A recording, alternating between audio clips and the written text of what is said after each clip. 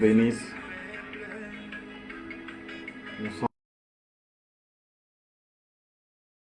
pour continuer notre sujet. Je salue tous les saints du monde entier, surtout ceux de la République démocratique du Congo,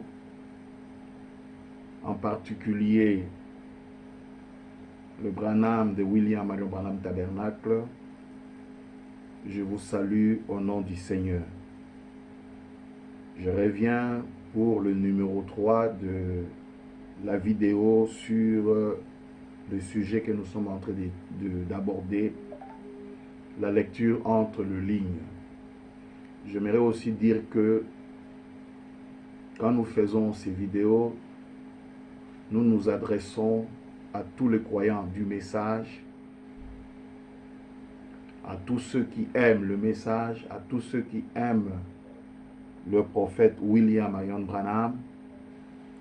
Nous nous adressons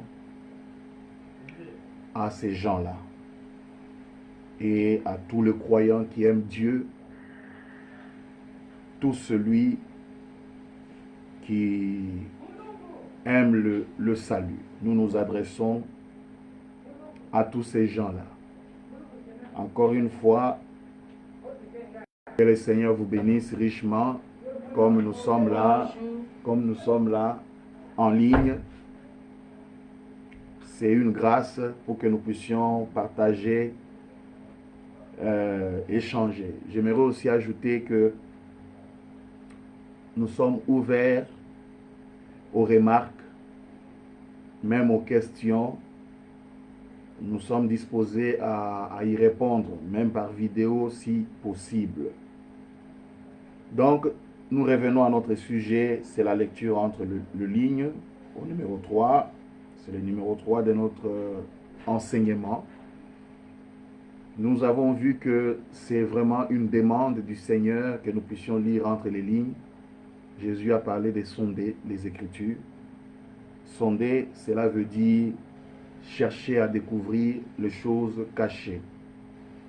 Vous vous souviendrez avec moi que nous avons donné le livre des Proverbes l'autre fois, dans Proverbes 25:2, où il est dit, la gloire de Dieu, c'est de cacher les choses.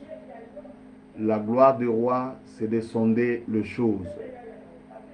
Mais je pourrais encore ajouter d'autres versets pour étayer cela, pour appuyer la nature de Dieu.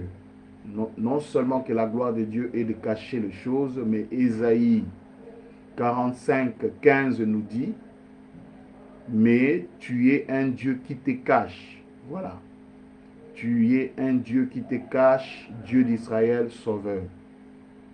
Il aime trop se cacher. Vous allez comprendre pourquoi William Marion Branham a prêché. Dieu se cache et se révèle dans la simplicité. Et dans plusieurs de ses prédications, il a parlé de l'arbre de vie. Après la chute d'Adam et Ève, il y avait des chérubins qui étaient autour de l'arbre, qui devaient cacher l'arbre. Alors comme Dieu se cache, vous devez le chercher, vous devez sonder les Écritures. Et il se cache où? Entre les lignes. Il se cache dans sa parole, mais où? Entre les lignes. C'est là où nous pouvons lire encore un verset qui parle de ça dans Christ est révélé dans sa propre parole, prêché le 22 août 65, à partir du paragraphe 80. Et remarquez à qui il veut le révéler. Et il a conçu cela de façon qu'il puisse, dans les Écritures, se cacher. Vous voyez? Il se cache dans les Écritures. Qu'il puisse, dans les Écritures, se cacher du théologien le plus intelligent qui soit. Oh là là, il peut simplement se cacher, être là, bien installé dans l'Écriture, et vous pouvez regarder toute la journée sans jamais le voir. Regardez toute votre vie sans jamais le voir. Il peut simplement se cacher, tandis qu'il est bien installé là. s'il vous plaît, vous tous partout, que ceci pénètre bien.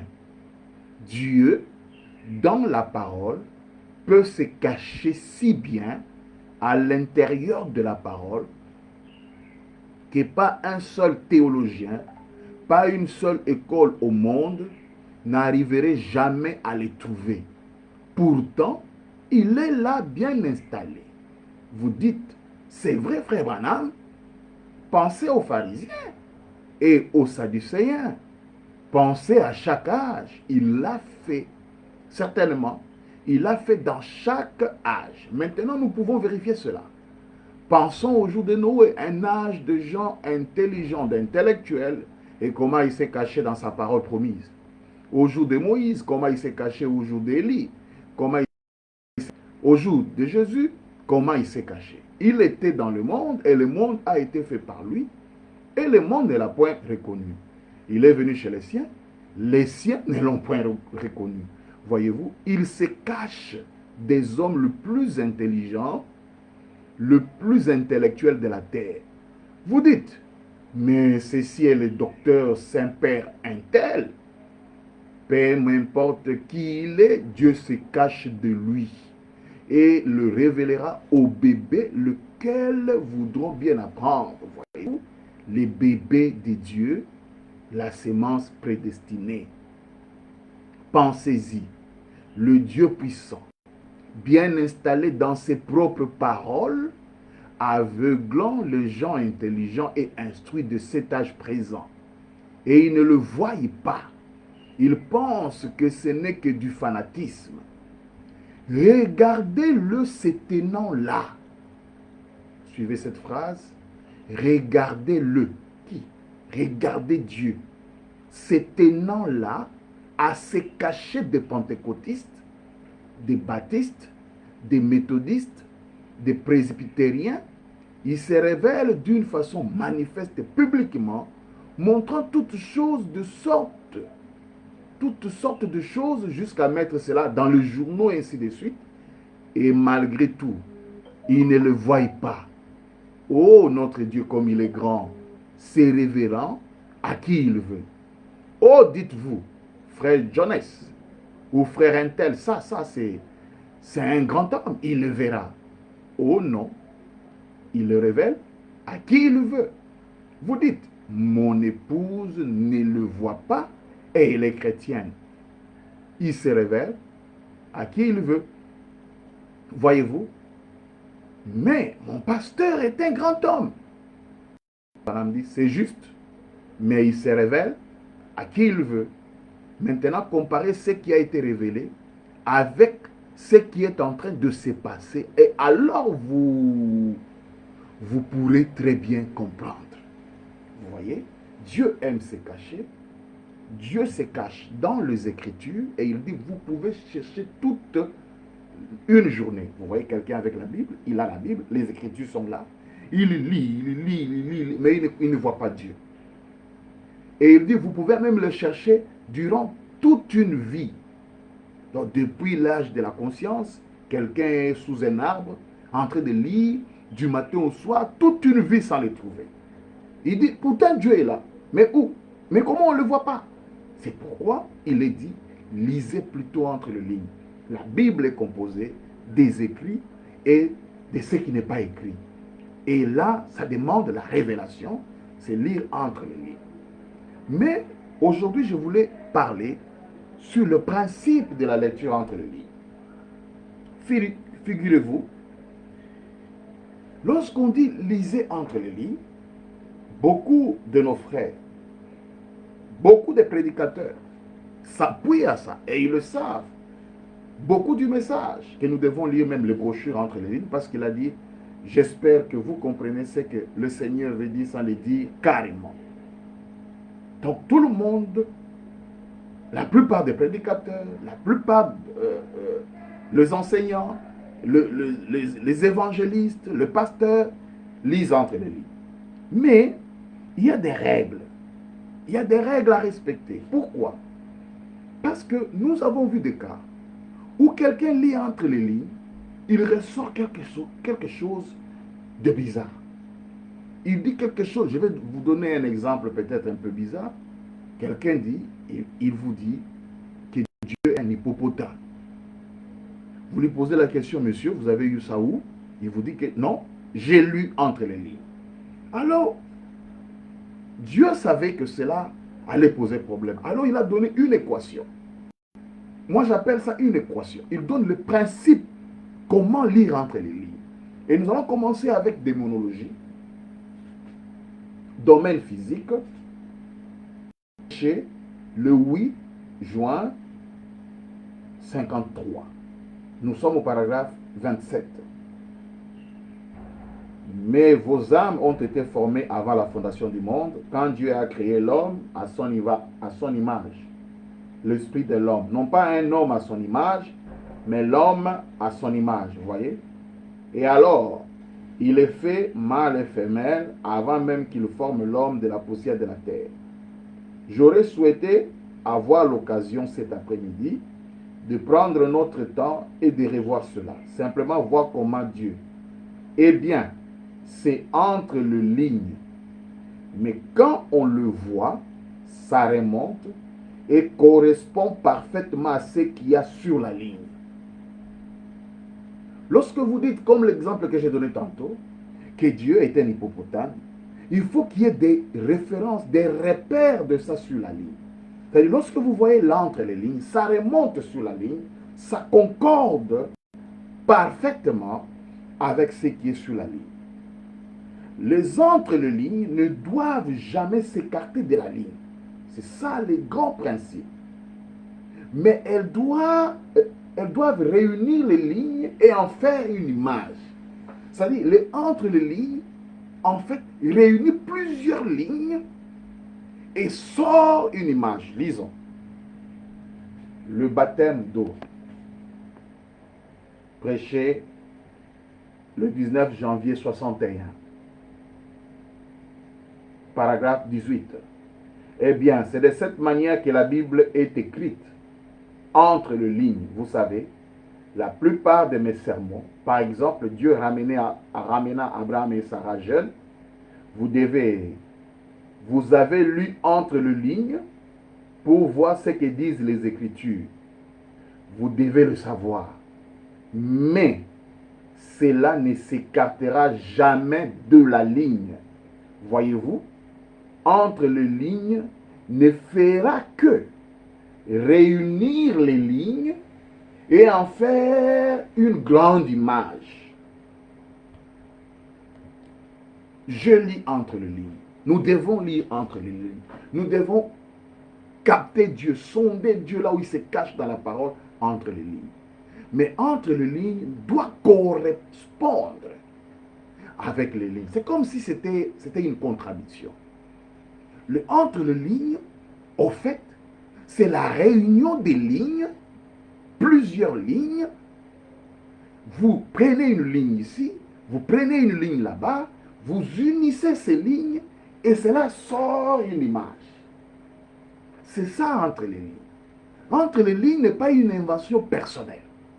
Entre les lignes n'est pas quelqu'un qui dort, il se réveille, il fait sortir une doctrine. Par exemple, nous devons nous habiller en rouge. Vous avez trouvé ça où? Je lis entre les lignes. L'entre les lignes, c'est juste la réunion de plusieurs lignes. On prend une ligne, une autre, on les met ensemble et ça fait sortir l'image. Ce sont les principes à respecter lorsqu'on lit entre les lignes. Et comme je l'ai dit, cela peut sembler contradictoire. Donc la réunion de lignes, cela nous rappelle une chose. Vous prenez une ligne ici à gauche, vous prenez une ligne à droite, vous prenez une ligne devant vous, cela nous renvoie à quelque chose, nous appelons ça le jeu de puzzle. Et William Hannemann dit, le message est comme un jeu de puzzle, le petit carreau qu'on doit réunir. On doit par exemple former un coq, il y a plusieurs carreaux, vous devez, n'est-ce pas, diriger ces carreaux ou repositionner ces carreaux afin de faire sortir l'image. C'est très important. Donc, c'est cela entre les lignes. Et c'est très important. C'est cela entre les lignes et c'est très important. Excusez-moi, je vais mettre le muet parce qu'il y a des appels que je termine et je vais prendre mes appels. Ressortir le ligne. Ressortir, c'est-à-dire vous réunissez les lignes et vous ressortez. En réunissant les lignes, c'est exactement comme le jeu de puzzle. Et j'ai parlé du jeu de puzzle. Vous allez voir, chacun de nous certainement a déjà attrapé ou joué à ces jeux. Il y a des petits carreaux et on vous donne l'échantillon d'une image à côté. Ça peut être un coq, un arbre. Et le jeu de puzzle est en désordre. Vous devez maintenant repositionner ces petits carreaux pour ressortir l'image. Et c'est ainsi avec le message. Il y a une ligne là-bas, il y a une ligne dans une autre brochure. Dans une autre brochure, il a jeté une ligne là. Maintenant, ceux qui ont les dons, ils prennent ces lignes, ils les rassemblent, alors ils captent ce qui est entre les lignes. Entre les lignes, c'est tout simplement la réunion de lignes, de plusieurs lignes. Et ça, c'est très important. Parce que nous avons assisté, nous assistons souvent à de grandes inventions. Et quelqu'un vous dira, non, vous lisez le message comme un journal. Pasteur Bob lisait entre les lignes, mais il dit une bêtise. Il dit quelque chose qui n'existe pas. Mais il vous demande de lire entre les lignes et sa ligne ne concorde pas. Lisons d'abord Jéhovah Jireh du 17 avril 59. Paragraphe 23. Eh bien, comme je l'ai dit il y a quelques instants, à propos du fait de lire entre les lignes, mais si vous lisez entre les lignes, suivez, et que vous essayez de faire dire à cela quelque chose, de sorte que ce qui est entre les lignes dit quelque chose de différent de ce que les lignes disent, alors la chose est fausse. Mais cela doit s'accorder d'un bout à l'autre avec la chose. La Bible est juste comme un grand puzzle. Si vous voulez bien m'excuser l'expression, et si vous essayez simplement de mettre cela ensemble, juste tel que vous voyez cela, vous devez avoir quelque chose ici auquel regarder, sinon vous allez gâcher votre tableau. Vous allez avoir une vache en train de brouter de l'herbe au sommet d'un arbre. Alors ça ne sera pas juste. Il en est donc ainsi. Lorsque vous essayez de faire concorder la Bible avec une compréhension intellectuelle de cela, vous ne pouvez pas faire cela. C'est une parole écrite par l'Esprit et il faut le Saint-Esprit pour faire concorder cela. Alors vous plongez dans le chaos le grand tableau tout entier, depuis l'Éden et les chemins de la croix qui ramènent à la maison. C'est cela le tableau entier. L'histoire de la rédemption de Dieu envoya son propre fils pour acheter un peuple perdu et corrompu. Je reprends la phrase qui m'intéresse. Mais si vous lisez entre les lignes et que vous essayez de faire dire à cela quelque chose de sorte que ce qui est entre les lignes dit quelque chose de différent, c'est-à-dire des contraires de ce qui est sur la ligne, écoutez, il dit alors la chose est fausse. Vous allez lire dans l'histoire de ma vie, par exemple, et je m'excuse si parmi vous qui me suivez, vous défendez une telle doctrine. William Branham dit, je suis né un 6 avril, par exemple. Mais vous voyez quelqu'un qui vient, il lit entre les lignes, mais qui contredit une telle phrase. Il dit non, il n'est pas né le 6 avril. C'est-à-dire, l'entre les lignes ne peut pas contredire la ligne. Mais l'entre les lignes confirme et explicite la ligne. Et c'est là la grande équation. Quelqu'un vient. Et William Branham n'est jamais né le 6 avril. Et ça existe dans le message. Mais il y a une ligne où il s'est dit clairement, je suis né le 6 avril 1909. Ben lui, il lit entre les lignes. Son entre les lignes contredit, infirme la ligne. Or, c'est ça ce que j'ai appelé la grande équation. Je vais donner un autre exemple. Vous lisez William Branham dit, Jésus-Christ est le Seigneur, il est Dieu. Quelqu'un entre les lignes, il sort, il dit, Jésus n'a jamais été Dieu. Son entre les lignes contredit la ligne. Je vais aller encore plus loin. Il vous dit, et ça peut déranger, il vous dit que je ne suis pas Dieu. Je ne suis pas les seigneurs. Vous lisez entre les lignes, vous dites que c'est faux ce qu'il a dit là. C'est-à-dire, votre entre les lignes dit non, c'est faux. Ça contredit la ligne. Non, votre entre les lignes doit intégrer cette parole-là. Parce que dans le jeu de puzzle, vous ne jetez rien. C'est tous les carreaux ont leur place. J'espère que vous me comprenez. Quand vous avez le jeu de puzzle et que vous travaillez le jeu de puzzle, vous voyez quelqu'un qui commence à ôter quelques carreaux. Quelques carreaux, ça ne va pas. Et la Bible est comme le jeu de puzzle. Vous notez rien. Il dit, je ne suis pas Dieu. Vous devez d'abord croire à ça, qu'il n'est pas Dieu.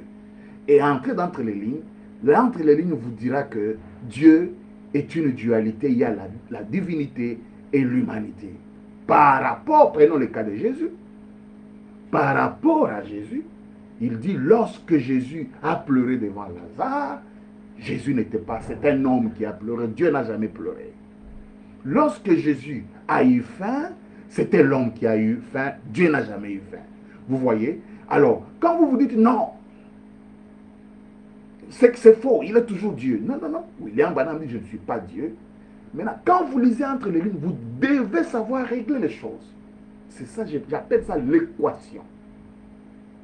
Si votre entre les lignes contredit la ligne, vous avez mal lu. Ce sont des principes à retenir. Il dit, tout baptême au nom de Jésus-Christ est un baptême. En dehors du baptême au nom de Jésus-Christ est un baptême adultère. Un fils de Dieu doit dire amen à ça et c'est correct. Comment ça peut être incorrect? Mais lorsque nous lirons entre les lignes, nous allons chercher une autre ligne qui dit, aujourd'hui les gens sont baptisés au nom de Jésus-Christ selon le livre de la Révélation. C'est-à-dire, l'entre les lignes ne contredit jamais la ligne. Ce qui est très important à savoir. Nous allons lire. Écoutez-le. Du 28 mars 58. Et c'est ce que j'appelle une grande équation. Et c'est dans ça que plusieurs prédicateurs, surtout du Troisième Testament, pêchent. Vous allez voir quelqu'un refuser une ligne. Il dit que ça, ce n'est pas pour nous. Ça, il a dit pour les autres. Donc, c'est comme quelqu'un qui est avec le jeu de puzzle, il ôte des carreaux. Il jette certains carreaux parce qu'il doit faire sortir son image. Alors, il enlève d'autres. Ça, c'est la tricherie. Vous devez savoir comment diriger chaque carreau, positionner chaque carreau pour ressortir l'image. Je lis.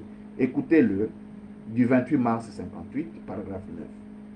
Nous les voyons donc ici gravissant la montagne et que nous appelons la montagne de la transfiguration. J'aime toujours considérer cela tel que c'est écrit, de façon réelle tel que c'est écrit, tel que pratiquement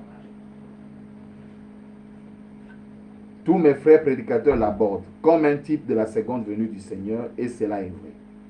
Mais dans toute la Bible, il n'y a pas une seule écriture qui ne puisse s'emboîter ni connecter aux autres. Voilà. Aucune écriture, il n'existe aucune écriture qui ne puisse s'emboîter ni connecter aux autres écritures. Chaque iota en est un très grand tableau depuis le jardin d'Éden jusqu'au calvaire en retournant au jardin. Vous voyez le chemin? Le chemin du ciel. Depuis le jardin d'Éden jusqu'au calvaire en retournant au jardin. Tout est juste un seul grand et beau tableau. Je n'ai pas l'intention d'être sacrilège en faisant cette erreur ou cette déclaration. Et si c'est une erreur, que Dieu me pardonne. Mais c'est juste comme un jeu de puzzle que vous devez. Pour rassembler cela, il vous faut avoir le Saint-Esprit pour le faire. Mais juste comme le puzzle, vous avez d'un côté l'image que vous regardez et puis vous reconstituez le puzzle selon l'image. Donc, je disais, les entre les lignes ne doivent pas infirmer ou contredire, ni supprimer ce qui est sur ou dans le ligne. Tout ce qui est sur la ligne est juste dès le départ. Je dis, tout ce qui est sur la ligne, c'est d'abord juste, c'est amen. Dès le départ, c'est vrai. Et constitue en fait une enveloppe, le ligne, cachant le vrai message. Autrement dit, les entre les lignes sont cachés dans le ligne. Alors, quand vous rejetez la ligne, vous aurez votre entre les lignes comment? C'est là où vous allez voir, on peut traiter certaines personnes, des jésuites. Certaines personnes peuvent être mal comprises. Certaines personnes peuvent être critiquées tout simplement parce qu'on ne comprend pas l'équation qu'il y a à maintenir la ligne dans son équilibre avec les entre les lignes. C'est ça l'équilibre qu'on doit observer dans les Écritures. Lorsqu'on croit à la révélation, surtout le Troisième Testament, on doit observer cet équilibre entre les lignes et les entre les lignes, que cela ne se combatte pas. J'ai donné un exemple ici, patent. Il dit que tout baptême, en dehors du baptême au nom du Seigneur Jésus-Christ, est un baptême adultère. Si tu es de Dieu, si vous êtes de Dieu, vous direz Amen à cette écriture. Et c'est la vérité. Parce que le seul baptême, c'est au nom du Seigneur Jésus-Christ. Mais lorsque vous entrez entre les lignes, on vous dira que Jésus a promis un nom nouveau. D'accord? On vous dira que le baptême selon le temps dans lequel nous sommes, c'est le baptême au nom de Jésus selon le livre de la Révélation. On vous envoie dans la Révélation. Donc, le entre les lignes ne contredisent jamais le livre.